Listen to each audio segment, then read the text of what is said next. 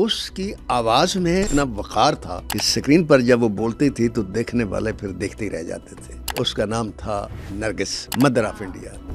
मधुबाला को पीछे छोड़ दी। इस दौरान राज कपूर की और नरगिस की प्यार था वो जारी रहा। राज कपूर बेपनाह प्यार करते थे, नरगिस प्यार नहीं करती थी। बम्बे में शूटिंग करते हुए राज कपूर को एक लड़की और नजर आई। ये शूटिंग छोड़ के वहाँ चलेगी इसको मिलने के लिए। नरगिस को जब इसका पता चला तो उसने उसी वक्त,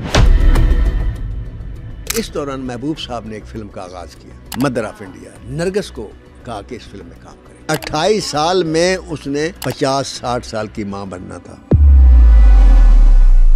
उस फिल्म की शूटिंग के दौरान एक अजीब वाकया हुआ। भूसे का ढेर था, उसको आग लगानी थी। नरगिस ने पास से गुजरना था। शोले आया और उसकी साड़ी को लपेट में इसको आग लग गई। कोई नहीं गया उसको बचाने के लिए। सुनील दत्त भागा और उन शोलों के अंदर घुस के उसने इसको बचाया। उस चक्कर में वो खुद जल गया। वो लम्हा ऐसा था जब इसने अपने आप को सुनील के हवाले कर दिया।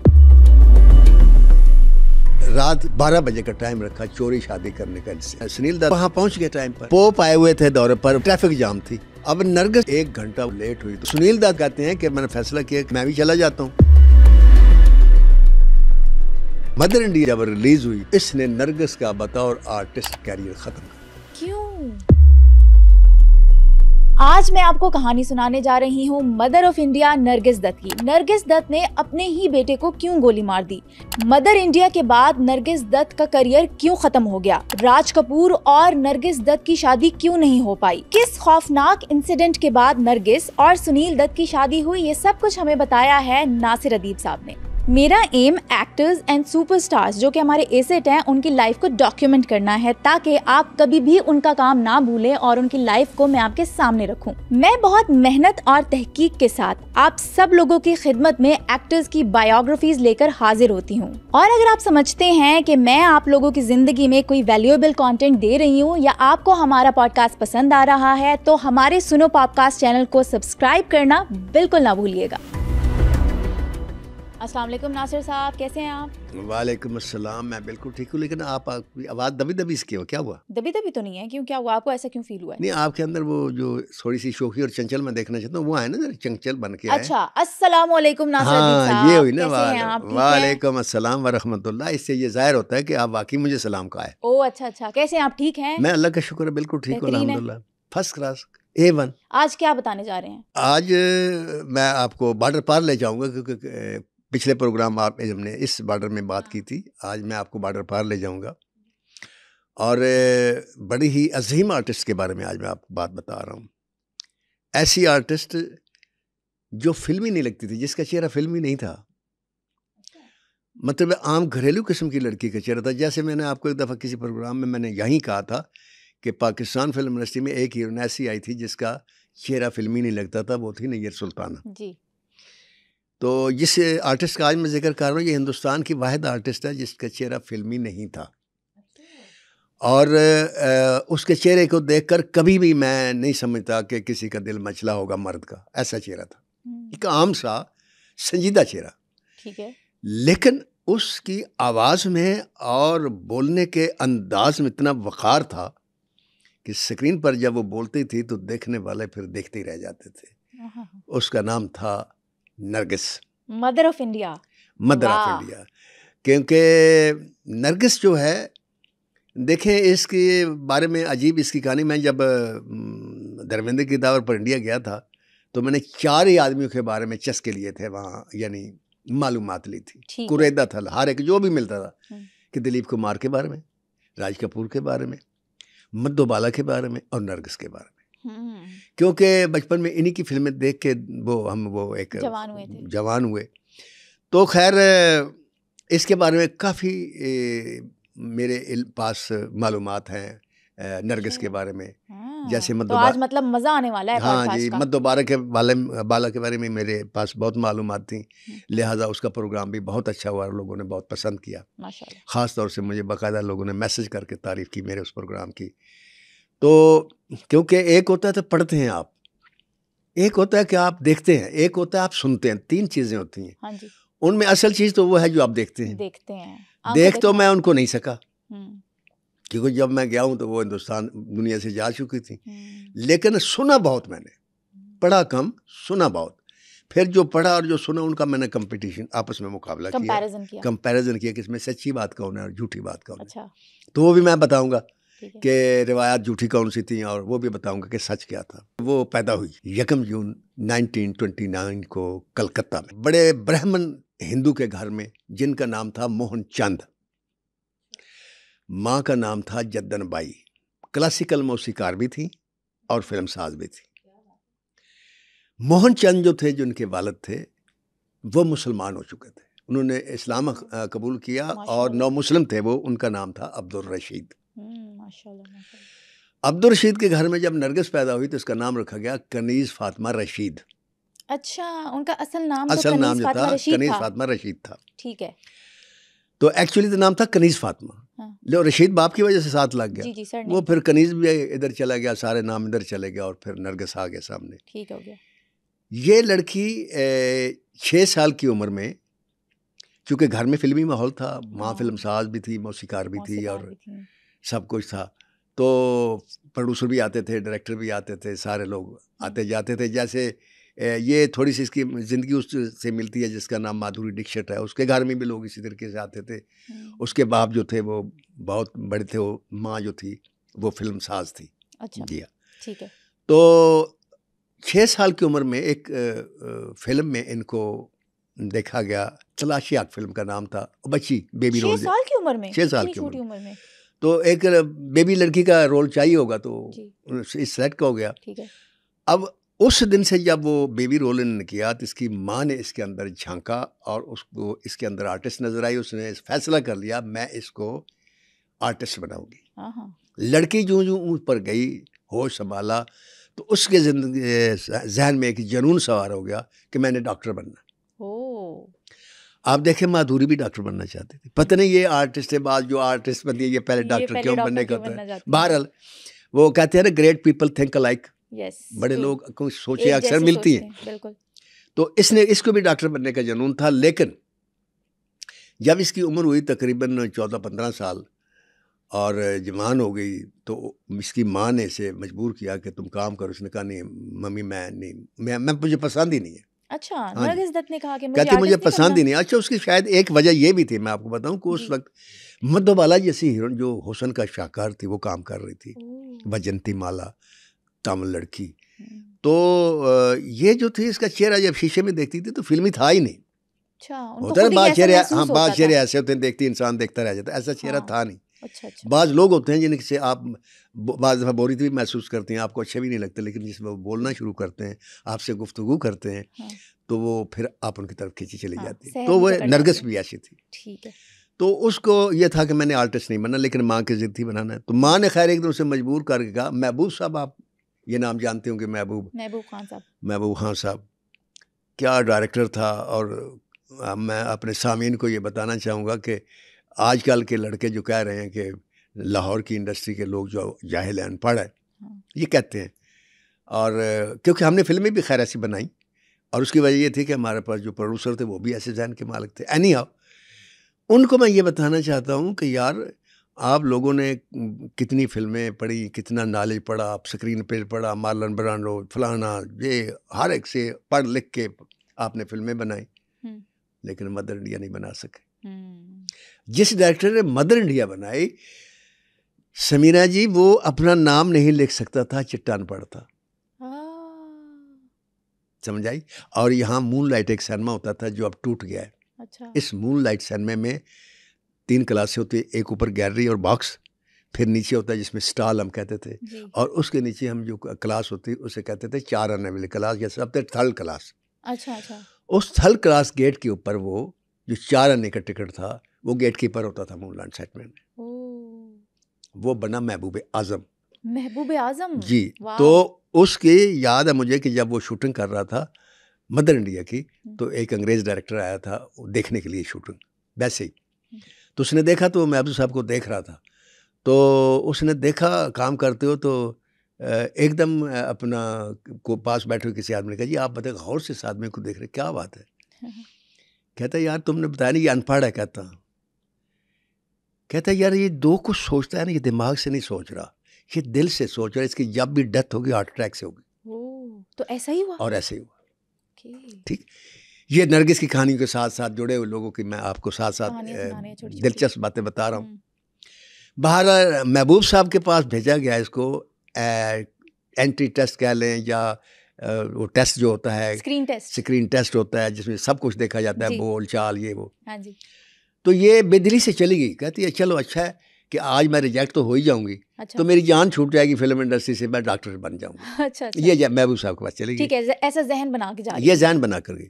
अब ठीक, महबूब साहब ने इसको देखा, देखने के बाद फिर वो भी डायरेक्टर थे, उनकी अपनी आंख थी, आंख थी, उसने चंद मुकालमे बोलने के लिए कहा, जी। तो उसने लापरवाही से वो मुकालमे बोल दिए, अच्छा, जान के। जान के ऐसा किया, और यही लापरवाही जो महबूब साहब को थी वो अच्छी लगी, उन्होंने पास कर दिया। वाओ, क्या बात है। पास किया, तकदीर नाम से इसका डेब्यू हुआ। हाँ, उस फिल्म का हाँ, नाम था तकदीर, तकदीर। और वो फिल्म शुरू हुई थी 1942 में। ठीक है, तकदीर ने इनकी तकदीर बदल दी। तकदीर ने इनकी तकदीर बदली। ये उसने खुद भी अपने एक मजमून लिखा है, उसने कहा कि मैं डॉक्टर बनना चाहती थी और कभी सोचा भी नहीं था कि इंडस्ट्री में आऊँगी, लेकिन तकदीर में चांस क्या मिला कि मेरी तकदीर ही बदल गई, और फिर सफ़र मेरा दूसरा आर्टिस्ट का शुरू हो गया, डॉक्टरी मैं भूल गई। ठीक हो गया। एनी हाउ तकदीर से ये इन हुई। उसके बाद महबूब साहब ने इसको हमायूं में काम दिया। ये सारी फिल्में तकरीबन कामयाब रहीं, और नरगिस जो थी ए हीरोइन बन गई, उभर के सामने आ गई। उभर के सामने आ गई। और फिर 1950 के और 1959 के दौरान 2 फिल्में ऐसी रिलीज़ हुई जिन्होंने नरगिस को एकदम कहीं से कहीं पहुंचा दिया। एक अंदाज थी और एक बरसात थी। ठीक है, ओके। तो ये फिल्में जो थी ये ऐसी सुपर हिट अंदाज में दिलीप कुमार राज कपूर थे, उन दोनों का मुकाबला था। हाँ हाँ हाँ, तो अंदाज सुपर हिट हो गई। जबरदस्त। तो राज कपूर साहब, ये भी मैं अपने सामी की दिलचस्प से कह रहा हूँ, उनको ये था मुकाबला था दिलीप कुमार के साथ, ठीक है। नरगिस का था मधुबाला के साथ। म्यूजिक डायरेक्टर शंकर जयकिशन थे, उनका मुकाबला था नौशाद के साथ। ठीक है। तो नौशाद महबूब साहब के होते थे, और शकील बदायूं शान थे, उनका मुकाबला था शैलेंद्र के साथ। ये 2 ग्रुप थे, अच्छा। तो आपस में रश और वो और फिल्में बनाते थे, मुकाबला होता था। जी। तो राज कपूर हमेशा अपने बाप पृथ्वी राज को कहते थे कि आप मुझे दिलीप कुमार से बड़ा आर्टिस्ट क्यों नहीं मानते, मैं बड़ा हूँ, मैं साबित करूँगा। अच्छा। फिर उसने अंदाज फिल्म लिखवाई जिसमें दोनों का रोल थे, दिलीप कुमार था और राज कपूर थे, दोनों थे, आमने सामने थे। आमने सामने थे। परफॉर्मेंस में बेपनाह परफॉर्मेंस अच्छी दी राज कपूर ने। वाह, दिलीप कुमार तो फिर दिलीप कुमार दिलीप था। कुमार थे। फिल्म सुपरहिट हो गई। वाह वाह। भागा भागा हार पहनकर अपने बाप के पास गया और कहता है आज तो डैडी मान ले, दुनिया ने भी मान लिया, देखे ये है कि आज तो मुझे मान ले कि मैं दिलीप कुमार से बड़ा आर्टिस्ट हूँ। हाँ। तो वो मुस्कुराए, उन्होंने कहा बेटा बात ये है तुम एक्टर बहुत अच्छे हो, दिलीप कुमार एक्टर नहीं आर्टिस्ट है। वाह वाह वाह। तो उस वक्त भी वो नहीं माने। खैर ये बात भी उस राज कपूर ने इनकी वो जो फिल्म बनाई बरसात और वो अंदाज, तो ये कहीं से कहीं पहुँच गई जी। अच्छा, बाज़ दफ़ा ऐसा होता है समीरा जी कि इंसान की कामयाबी उसके सामने दीवार बन जाती है। अच्छा। ये ऊपर नीचे कामयाबी मतलब हमायूं फलां दिमाग और फिर बरसात और फिर अंदाज और टॉप स्टार लोगों के दरमियान तो शोहरत की बुलंदी पर पहुंच गई, मधुबाला को पीछे छोड़ दिया। अब हुआ क्या, ना जाने इसके दिल में कब तकब्बर आ गया, ना जाने ये अल्लाह ताला की हिकमत थी, आई डोंट नो। लेकिन 1950 से लेकर 1954 तक 10 से ज़्यादा फिल्में रिलीज़ हुई और सारी की सारी डेड फ्लॉप हुई। ओहो। ये भी आपको याद होगा, माधुरी दीक्षित प्रोग्राम करते कि मैंने कहा था उसकी ज़िंदगी में 4 साल नाकामी के थे, इसकी ज़िंदगी में भी 4 साल नाकामी थे। ये कुछ ऐसी चीज़ें जोड़ी हुई, अल्लाह ताला ने वो हिकमत वही जानता है। लेकिन जो सामीन और नाजरीन के लिए बात है वो ये है कि यार शोहरत की बुलंदी पर पहुँचकर 4 साल मुसलसल नाकाम होना और पीछे सफ़र करना, इंसान गिर पड़ता है और इंसान टूट जाता है, इंसान मायूस हो जाता है। लेकिन ना वो टूटी ना वो मायूस हुई, साबित कदम रही। अब वो फैसला था कि हीरोइन बनना तो यही काम करना है, जाहिर सी बात है। वो जिद जो थी वो काम आई। फिर फिल्म आई 1955 में श्री 420 राज कपूर के साथ, और वो सुपरहिट हो गई, जबरदस्त। जब वो सुपरहिट हुई तो फिर नरगिस ने पीछे मुड़ के नहीं देखा। ठीक है, जबरदस्त। अब नरगिस की ज़िंदगी में जो एक चेंज आता है वो ये आता है कि काम कर रहे श्री 420 में किया, आह में किया, पत्नी कितनी फिल्में हैं जो इसने की और तकरीबन सारी कामयाब हुई उस दौर में। लोग मतलब फिर एक ब्रांड बन जाता ना। हाँ, तो इंसान ब्रांड को brand लोग बन देखने जाता जाते हैं, खा फिल्म बुरी है वो देखने जाते हैं कि देखने यार जाते हैं, कहता हाँ, है हाँ, बिल्कुल। वो फिर ब्रांड जो बनता है तो फिर उसकी पब्लिक जाते जाते बड़ा टाइम लगाती है यार, जितने वापस जाती है या ये कहती है कि यार फिल्म कुछ नहीं उतनी देर तक फिल्म बिजनेस कर चुकी होती। एनी हाउ फिर महबूब साहब ने एक फिल्म शुरू की कौन सी? और इस नाकामी के दौरान महबूब साहब ने उसको नहीं लिया। नहीं लिया? नहीं लिया। ऐसा क्यों? वो वजह ये थी कि कोई भी आदमी ऐसा नहीं ना अपनी फिल्म में किसी को करता कि वो इस दौरान शहनाज कपूर की और नरगिस की जो प्यार था वो जारी रहा। श्री 420 में राज कपूर और नरगिस दत्त की मुलाकात हुई, ये वहाँ प्यार स्टार्ट हुआ इनका। इनका प्यार एक फिल्म थी जिस पर ये सेट पर मिले थे और पहली फिल्म थी, उसका काम मैं नाम भूल गया हूँ। उसी फिल्म से इनको प्यार हुआ, पहली फिल्म से। वो प्यार पहले एक तरफा रहा, अच्छा, फिर दो तरफा हो गया। पहले एक तरफा किन की तरफ से था? राज कपूर की तरफ अच्छा, से। ठीक वो है, प्यार करते थे, ठीक है। और बेपनाह प्यार करते थे। हाँ, अच्छा, इसलिए भी प्यार करते थे कि देखें उस वक्त एक मधुबाला थी, वो दिलीप कुमार से प्यार करती थी। और राज कपूर उसके राइवल थे दिलीप कुमार के, उनकी ख्वाहिश थी कि मेरे साथ भी कोई प्यार करे, तो उन्होंने भी टॉप की हीरोइन के साथ प्यार किया। अब मुझे नहीं पता उन्होंने सोच के किया या दिल से किया, मुकाबले के लिए किया या दिल से किया, ये अल्लाह की रात जानती है। लेकिन प्यार किया। अच्छा, उसमें एक रिवायत ये है जो मैंने सुनी वहाँ कि नरगिस प्यार नहीं करती थी, और एक रिवायत ये है कि नरगिस प्यार करती थी। लेकिन अब इन दोनों रिवायतों को मैं जब सामने रखता हूँ तो हालात और वाक़यात देखता हूँ और फिल्म इंडस्ट्री को देखता हूँ तो मैं ये मानने पर मजबूर हूँ कि नरगिस को भी प्यार हो गया होगा। क्योंकि उस दौर में जितनी भी इंडस्ट्री की लड़कियाँ पाकिस्तान में थीं या हिंदुस्तान में थी, उनकी शादियाँ फिल्म इंडस्ट्री के लोगों के साथ ही हुई।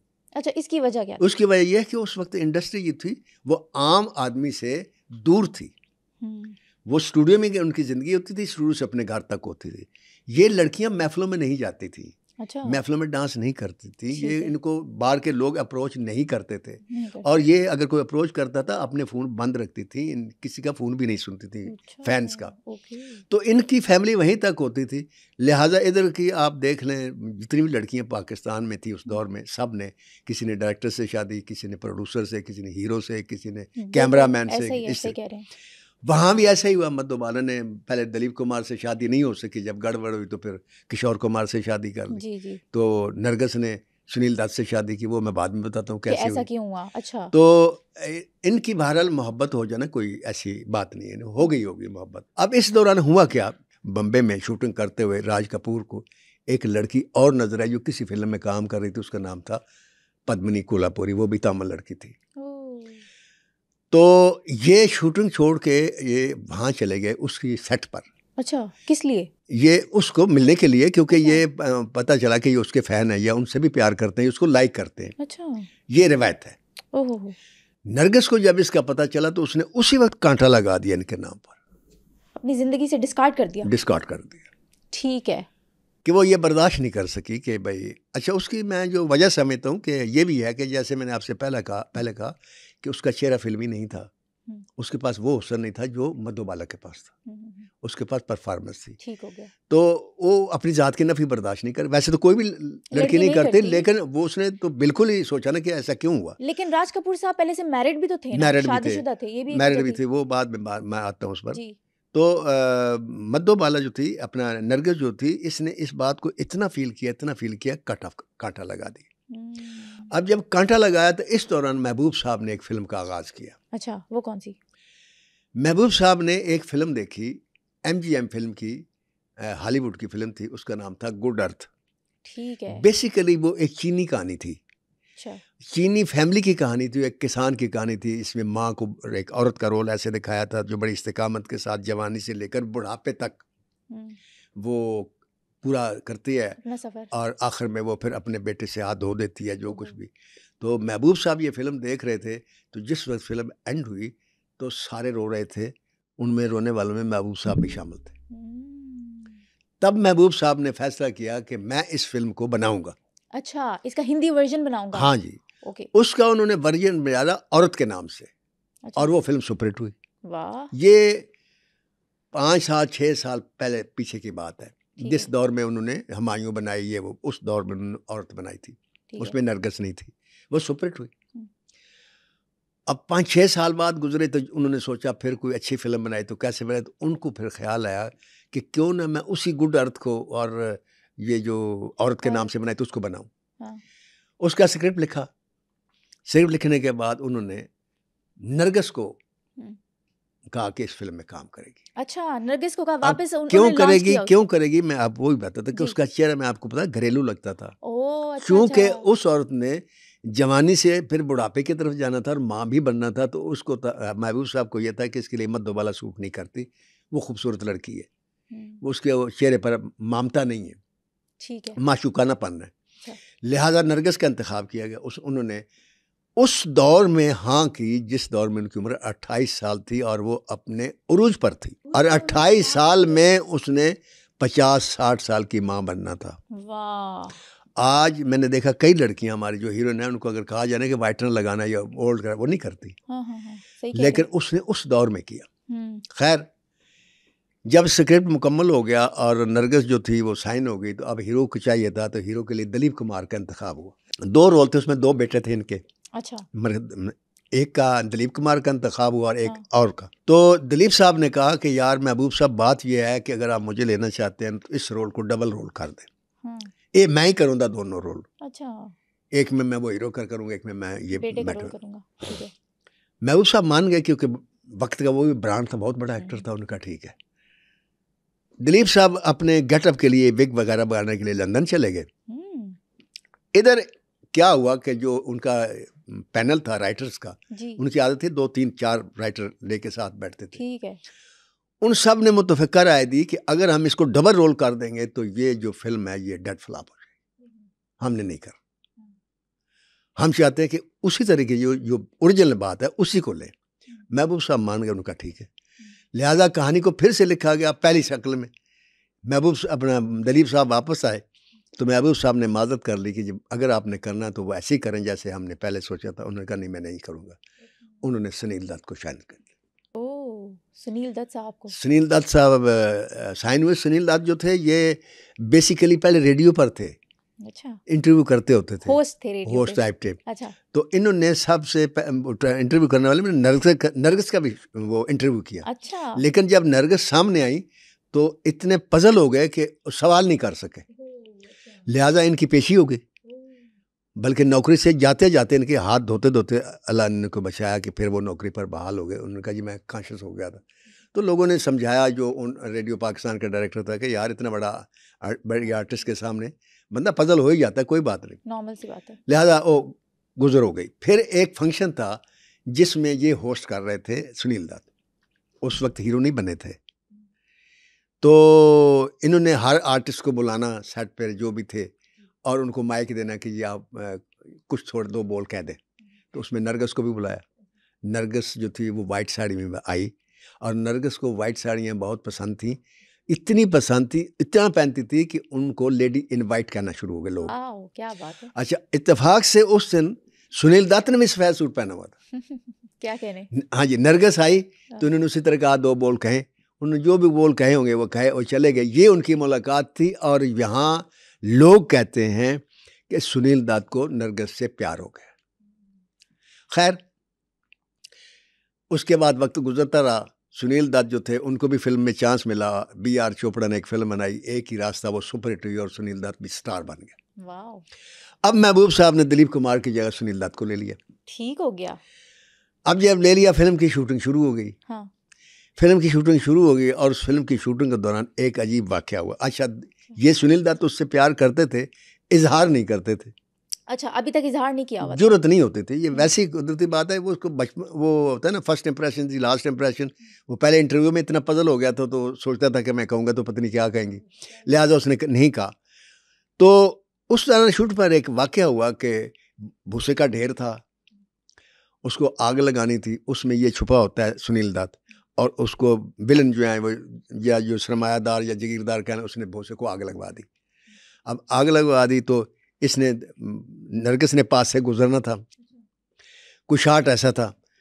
तो हुआ ये कि जिस वक्त वो हवा इधर से चल रही थी तो नरगिस उधर से गुजर रही थी, मतलब आग इधर शोले इधर इस तरफ को जा रहे थे। हाँ। और वो अंदर था। अच्छा। भूसे के तोड़ में, ठीक है, तूड़ी में। तो ये पास से गुजरने लगी तो देखें अल्लाह ने क्या किया, हवा का रुख इधर कर दिया। ओ, एकदम वो शोले आए और उसकी साड़ी को लपेट में इसको आग लग गई। ओए होए होए। आग लगी, ये चीखी तो सेट पर डायरेक्टर भी थे, बाकी एक्टर भी थे, टेक्नीशियन भी थे, कोई नहीं गया जलती कोई नहीं हुई गया। उसको बचाने के लिए। वो भूसे से निकला, हाँ। उसने देखा, वो भागा और उन शोलों के अंदर घुस के उसने इसको बचाया। सुनील और दत्त साहब ने, हाँ, सुनील क्या दत्त ने, बात है। और उस चक्कर में वो खुद जल गया। ओ, अब ये भी अस्पताल जा पहुंची, वो भी हॉस्पिटल चले गए। तो इसको 20 टीके लगे, इसको जो जलन हो रही थी वो पेन और वो, तो खैर वो अल्लाह ने इसका चेहरा बचा लिया। वो जिस्म पर था वो ये बच गई और ठीक हो गई। जब ठीक हो गई तो सबसे पहले इसने वो जो भी उससे पूछा कि सुनील का क्या हाल है, तो उन्होंने कहा जी वो अभी हॉस्पिटल में है।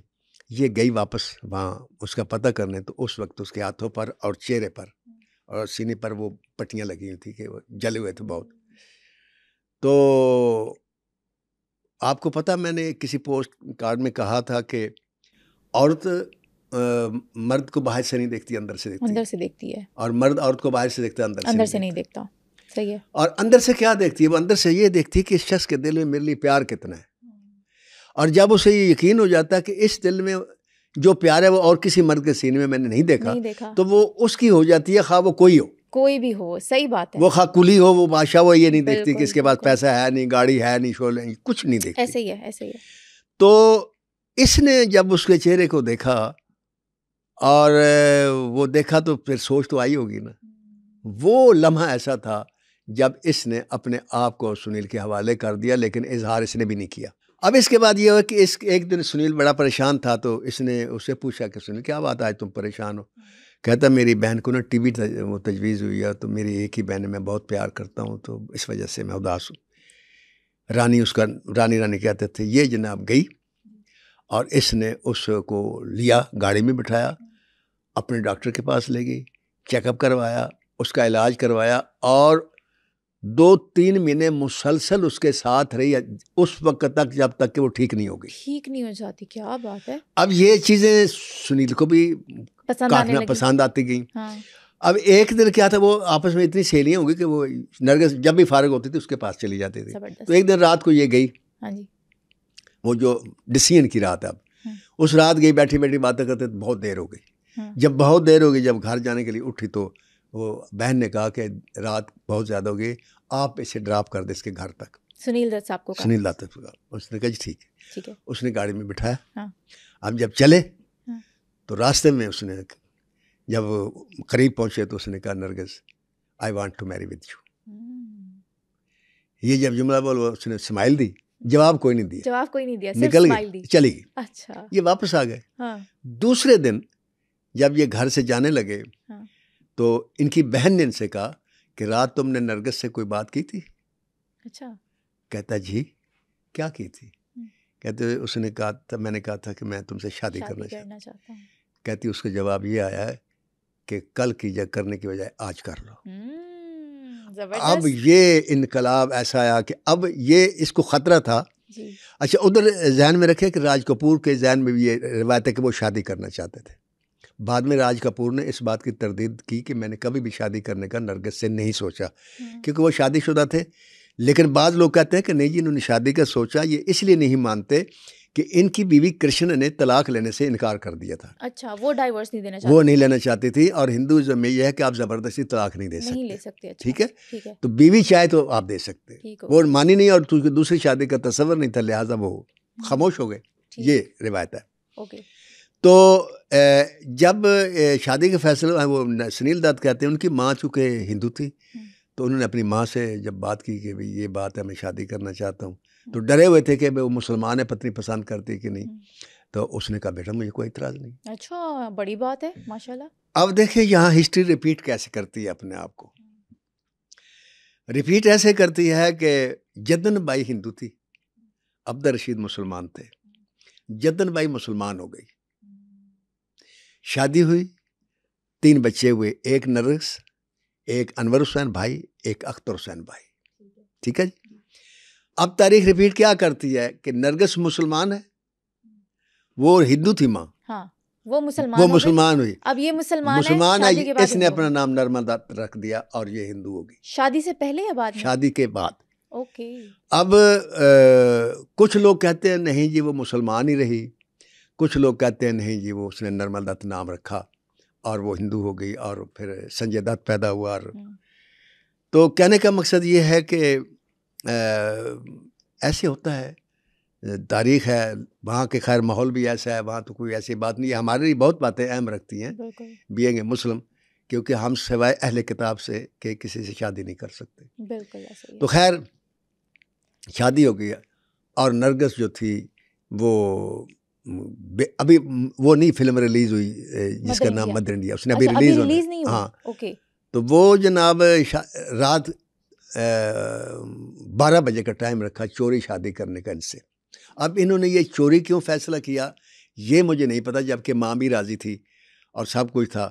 अब उसमें हो सकता है कि इनके जहन में ये हो कि राज कपूर ना फील कर लें या कोई और बंदा ना फील कर ले या हम खबरों में आ जाएं, कोई भी वजह नहीं इसका ये मुझे नहीं पता, लेकिन उन्होंने रात 12 बजे का टाइम रखा शादी का। अब नरगिस ने पहुंचना था जहां इन्होंने वो फैसला किया था कि भैया हम शादी करेंगे, होटल था एक। अच्छा वो वहां पहुंच गए टाइम पर। नरगिस जो घर से निकलती ट्रैफिक जाम थी, पोप आए हुए थे दौरे पर, वो उन्होंने जाना था, तो जैसे वो लगता होता है प्रोटोकॉल, वो प्रोटोकॉल लगा हुआ था। हाँ, और ट्रैफिक जैम हो गया था। अब नरगिस जो थी वो इंतहाई परेशान हो गई। वहाँ तकरीबन 1 घंटा वो जब लेट हुई तो उसके जहन में ये ख्याल आया कि सुनील क्या सोचेगा कि मैं उसको धोखा देगी इन मौके पे। अच्छा उधर सुनील दत्त जो था वो कहते हैं कि मैं इतना इंतज़ार किया, बोर हो गया, तो आखिर मैंने फैसला किया कि यार कोई हो सकता है वजह कि मैं भी चला जाता हूँ। तो कहता मैं ये सोच के बैठा रहा कि अगर मैं चला गया और नरगिस आ गई तो वो सोचेगी कि मैंने उसके साथ धोखा किया, मैं चला गया। क्या वफादारी है दोनों तरफ से। दोनों तरफ से। लिहाजा नरगिस जो थी वो 2-2.5 घंटे देर से पहुंची। हाँ। और ये दोनों मिले और इनकी शादी हो गई। क्या बात है, माशाल्लाह। अच्छा ये शादी हो गई। अब आते हैं मदर इंडिया पर। मदर इंडिया फिल्म जो थी मुकम्मल हो गई 25 अक्टूबर 1957 को इसका प्रीमियर हुआ। प्रीमियर जिसे कहते हैं कि लगने से पहले एक फिल्म चलाते हैं। जी जी। और उसी दिन फिल्म रिलीज़ भी थी। तो नरगिस सफ़ेद साड़ी पहन के वहाँ गई और बड़ा वो कहती है, जो अपने मजमून में खुद लिखा कि मेरा दिल धक धक कर रहा था कि लोग मुझे एक माशूक के रूप में देखते हैं और आज मैं माँ के रोल में, और माँ भी ऐसी के अजीबोगरीब गटअप। तो उसमें एक सीन था जिसके लिए फिल्म ऑस्कर अवार्ड के लिए नामजद हुई और अच्छा, उसको उस साल की बेहतरीन फिल्म करार दिया गया। वो सीन ये था कि ये अपने बच्चों के लिए ना वो लेके आती है, जागीरदार से चने लेकर आती है और उस चने की बड़ी कीमत अदा करके आती है। वो चने लेकर आती है तो आ रही है, तो वो चने जो है ना वो रास्ते में ठोकर लग रही है, बारिश हो रही तो गिर जाते हैं और कीचड़ में गिरते हैं। ओहो। समीरा जी उस औरत ने माँ बन के अपने बच्चों की इस खुराक को, उन चनों को उस कीचड़ में से कैसे तलाश किया। और साइलेंट सीन है और क्या उसकी एक्सप्रेशन है, वो लोगों को नक्श हो गई चीज़। अच्छा। अब वो डर रही थी, कहती है मैं डर रही थी कि जब मैं ओल्ड गेटअप में आऊँगी तो पब्लिक क्या करेगी, हूट करेगी और बददिल करेगी। ये वो कहती उस वक्त मेरी खुशी की कोई इंतहा न रही। जब मैं बुढ़ापे में स्क्रीन पर आई तो तमाम हाल ने उठकर तालियां बजाई। वाह वाह वाह वाह, क्या कहने। कहती फिर मैं खुशी से रो पड़ी और फिर लोगों ने इतना मुझे लाइक किया, मैं आपको कहती मैं बता नहीं सकती, मैं अंदाज़ा नहीं लगा सकती। तो उस वक्त सुनील दत्त नहीं थे, वो बाहर थे। वो बाहर थे, प्रीमियर में नहीं थे। हाँ, तो कहती है कि मेरे से लोग पूछते थे कि सुनील कहाँ है। हाँ। तो मैं उनको यही कहती थी बाहर, लेकिन उनको कहती है, उनके अपने जुमले हैं कि मैं उनको कैसे बताती कि सुनील तुम मेरी सांसों में हो, तुम मेरी आंखों में हो, तुम मेरे दिल में हो। वाह वाह। ये कितने खूबसूरत जुमले हैं जो उसने वो लिखे। ये उनकी मोहब्बत थी। अब ये मदर इंडिया जो थी ये जब रिलीज़ हुई तो इसने नरगिस का बतौर आर्टिस्ट कैरियर ख़त्म कर दिया। क्यों? देखिए कुछ फिल्में ऐसी होती हैं, कुछ किरदार उनमें ऐसे तख्लीक हो जाते हैं कुदरती तौर पर, और वो किरदार कुछ इस तरीके से लोग निभा जाते हैं कि वो एक संग मील बन जाते हैं। वो जैसे मैंने कहा कि अपनी कामयाबी दीवार बनकर कभी सामने आ जाती है। तो ये लोग भी फिर कहते हैं, मैं जब मौला जट सुपर वैशी जट सुपरिटेड लोग कहते थे अब ये जट पर और क्या लिखेगा, अल्लाह ताला ने मेरे से मौला जट लिखवाई, मौला जट लिखी तो लोग कहेंगे अब उससे अच्छी फिल्म ये कहाँ होगी, तो फिर लेजेंड मौला जट लिखी। ये कुदरत की तरफ से अता होती है। हिंदुस्तान में एक फिल्म लगी शोले, वो दीवार बन गई। शोले एक आदमी का करियर ख़त्म कर गई। वो आदमी था अमजद खान, जिसने गब्बर का रोल किया था। अच्छा। शोले में उसने गब्बर का जो रोल किया, हाँ। उससे अच्छा ना रोल फिर उसे मिला, ना वो कर सका। हालांकि तक वो बतौर आर्टिस्ट ऊपर जाने के बजाय नीचे आना शुरू हुआ। ओहो। फिर उसने शराब पीनी शुरू की। शराब की तो वहाँ सारे लोग पीते ही हैं, आम लेकिन बात है। उसने ज़रूरत से ज़्यादा पी होगी, हम्म। जो कोई फिर उनको हार्ट अटैक और जवानी में चले गए इस दुनिया से। इसी तरह आप मौला जाट में देखें। मौला जाट में 2 किरदार ऐसे थे जिनके कैरियर ख़त्म किया एक लिहाज से। अच्छा। नूरी नत मुस्तफ़ा कुरैशी और दारो नतनी चकोरी। सही। चकोरी को मुस्तफ़ा कुरैशी को तो काम मिलता रहा, हाँ। तो अच्छे एक विलन की हैसियत से उनकी गुड लक थी या हमारी गुड लक थी कि हमारे साथ वो रहे। हम नूरी नाथ के मुकाबले में उसका विलन उसको पेंट करते रहे और लोग उनको लाइक करते रहे। लेकिन चकोरी को फिर से वो दारो नतनी का रोल नहीं मिला और वो पीछे चलती चलती स्टेज पर थिएटर पर वो काम करने लग गई। तो ऐसे होता है। इसी तरह नरगिस को मदर इंडिया ने फिल्म इंडस्ट्री से उसको अपने ज़ात के हिसाब से, अपने ख्याल के हिसाब से फिल्म इंडस्ट्री उसके लिए ख़त्म हो गई। अच्छा। वो कहती है कि मैं ये ना उसके बाद कोई इस किस्म का रोल मुझे ऑफर हो ना कुछ। शादी कर चुकी थी उन्होंने, उरूज के दौर में इंडस्ट्री छोड़ दी। उरूज के दौर में इंडस्ट्री छोड़ दी? उरूज के दौर में छोड़ दी। अपने शौहर के साथ ज़िंदगी गुजारी और बड़े प्यार से गुजारी। हाँ। और फिर 10-12 साल बाद उन्होंने फिर एक फिल्म में काम किया। अच्छी रही वो फिल्म, लेकिन उनका कम बैक नहीं हो सका, ना उनकी कोई ख्वाहिश थी।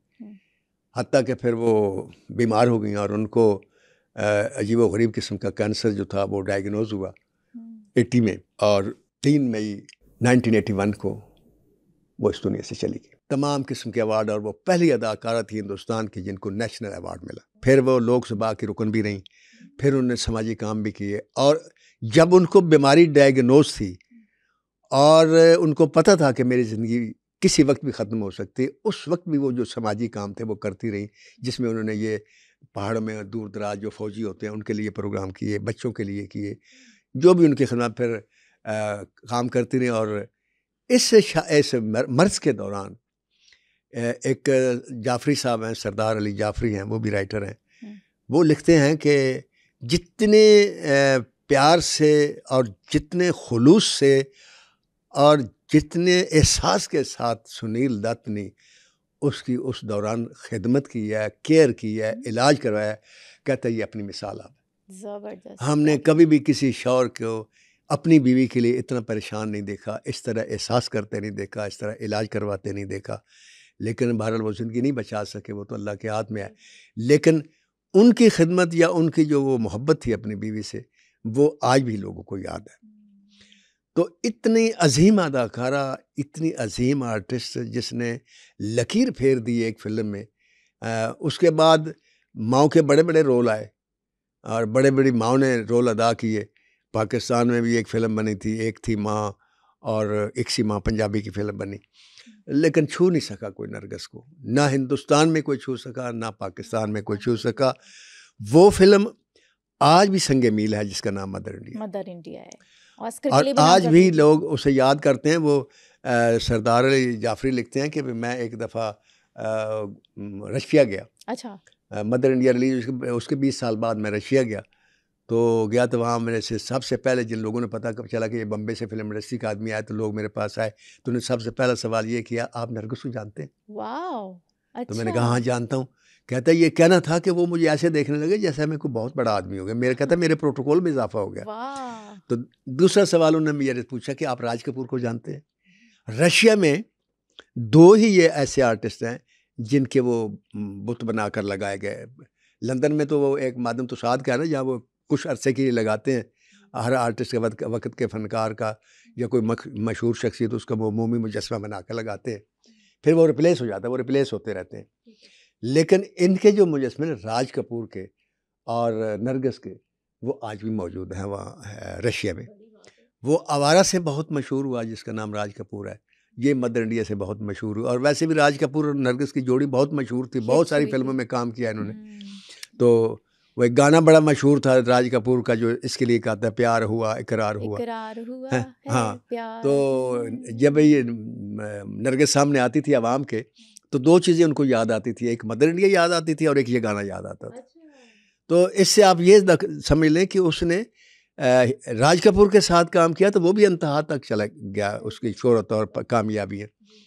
और अगर बाकी लोगों के साथ किया तो भी बहुत अच्छा किया।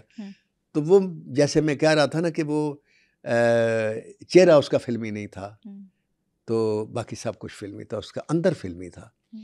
तो आप अगर उसकी फ़िल्म देख लें, अंदाज देख लें, या आप मदर इंडिया देख लें, आप सिर्फ मदर इंडिया में उसकी आवाज़ देखें, उस आवाज़ में वक़ार और मतानत देखें, आपको पता चलेगा कि आर्टिस्ट बोलता कैसे है और उसने कैसे बोला है।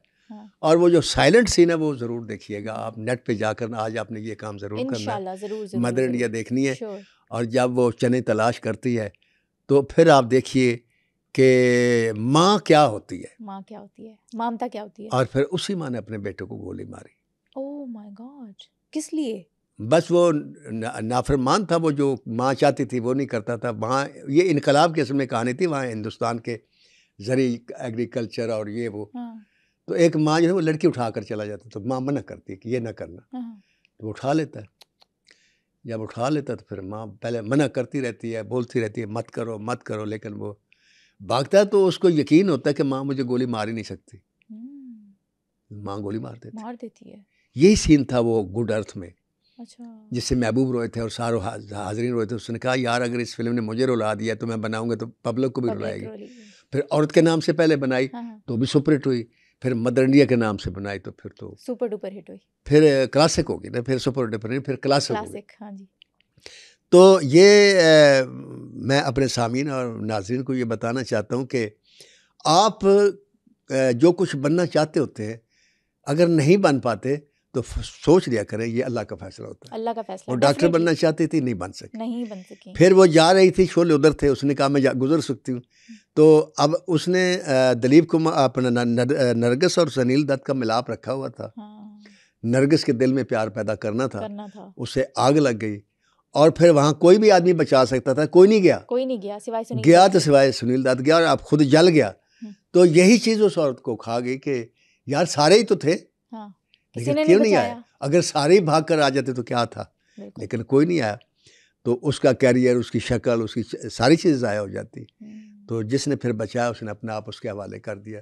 तो ये जो चीज़ मैं आप लोगों को बताता हूँ, इसमें आपको ये कहानियाँ सुनाता हूँ, आप सिर्फ उनको ये ना समझा करें कि ये मैं कहानियाँ आपको सुनाता हूँ सिर्फ आपका वक्त ज़ाया करता हूँ या आपको फिल्म इंडस्ट्री के बारे में बता कर कोई वो करता हूँ। मैं सिर्फ इसलिए आपको सुनाता हूँ कि बड़े आदमी जो बनते हैं वो कैसे बनते हैं। आप अपने बच्चों को भी ये बता सकते हैं कि बेटा अगर नाकामी आती है तो कोई बात नहीं। जो आइंस्टाइन था, जो इसका नज़रिया इजाफत का मूजद है, वो उस इम्तिहान अपना इसका टेस्ट जब दिया था तो हिसाब के पर्चे में फ़ेल हो गया था। तो कहने का मकसद यह है कि नाकामी आपको कामयाबी का रास्ता दिखाती है। Very true. आप नाकामी से मायूस ना हो। 4 साल, जब मैंने आपको बताया कि 4 साल में 10-12 फिल्में उसकी ऊपर नीचे मुसलसल फ्लॉप हुई। आप यकीन करें कि हमारी एक फिल्म डेड फ्लॉप होती है ना तो हम 1 महीना बाहर नहीं निकलते कि यार लोग क्या कहेंगे, डिप्रेशन में चले जाते हैं। तो क्योंकि हमें आदत हो जाती है तारीफ सुनने की, जी वाह वाह बहुत अच्छा लिखा जी, ऐसे तो बात यह है कि ये सोचा करें कि वो जो अच्छा लिखा था ना आपने, वो आपने नहीं लिखा था, वो अल्लाह ने लिखवाया था। उसको मकसूद था कि आपको इज़्ज़त देंगे। और अगर बुरा लिखा तो इसमें भी कोई उसकी हिकमत होगी, आपको औकात में रखने के लिए, आपके अंदर से तकब्बर निकालने के लिए, या आपके अंदर से वो चीज़ निकालने के लिए, मैंने ऐसा किया, मैं निकालने के लिए बाज़ दफ़ा नाकामियाँ आती हैं, बाज़ दफ़ा आपको बेहतर देने के लिए आपसे कुछ छीन लिया जाता है। तो मायूस न हुआ करें, हर हाल में खुश रहा करें और हर फैसला जो है ये जहन में रखें, आसमान पर होता है, ज़मीन पर सिर्फ अमल होता है। कोई भी शख्स किसी भी मुसीबत में मुब्तला होता है, आप यकीन करें वजूहात 2 ही होते हैं, या उसकी अपनी गलती होती है, उसकी सज़ा मिलती है उसे, और या अल्लाह की आजमाइश होती है। तो दोनों सूरतों में आप मुतमईन रहें, कोसे नहीं किसी को, ज़माने को गालियाँ ना दें, ये ना कहें मेरे साथ जुल्म हो गया, मेरे साथ। अल्लाह कभी जुल्म नहीं करता। अल्लाह हमेशा इंसाफ करता है, अल्लाह हमेशा रहमत करता है, अल्लाह हमेशा फजल करता है। उससे इंसाफ कभी ना मांगना ज़िंदगी में, उससे फजल मांगना, उससे बख्शिश मांगना।